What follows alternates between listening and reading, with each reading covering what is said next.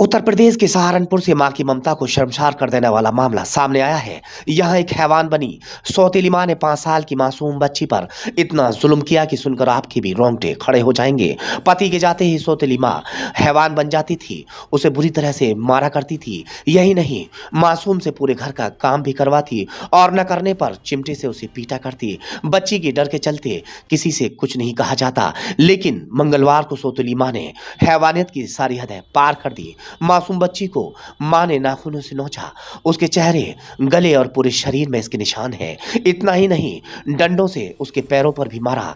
काम से पिता के लौटने पर उसने रोते हुए अपनी मां के जुल्मों के बारे में बताया तो पिता के भी रोंगटे खड़े हो गए। पिता ने उसका इलाज कराया। उनका कहना है कि वह पुलिस से इसकी शिकायत करेंगे। दरअसल मामला सहारनपुर के विकासखंड मुजफ्फराबाद के गांव कुर्डीखेड़ा का है। बच्ची के पिता इसरार ने बताया कि 3 साल पहले उसकी पत्नी की बीमारी के चलते मौत हो गई थी। मैं और मेरी 3 साल की बेटी अकेले पड़ गए थे।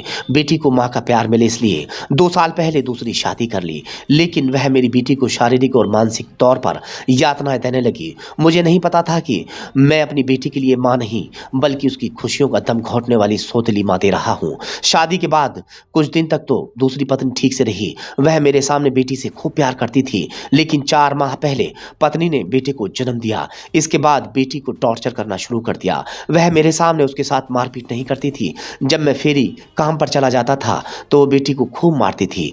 इसरा ने बताया 3 दिसंबर की शाम को जब काम से घर लौटा तो बेटी के घर के बाहर मायूस बैठी थी। वैसे वह दूर से देखकर मेरे पास आ जाती थी, लेकिन आज वो मेरे पास नहीं आई। इसके बाद मैं उसके पास गया, देखा चेहरे और गाल पर नाखूनों के नोचने के निशान थे, पैरों पर भी चोट के निशान थे। यह देखकर मेरी आंखों में भी आंसू आ गए। उसके चेहरे पर मायूसी और आंखों में कई सवाल थे, मानो कह रही थी, अब्बू आपने दूसरा निकाह क्यों किया?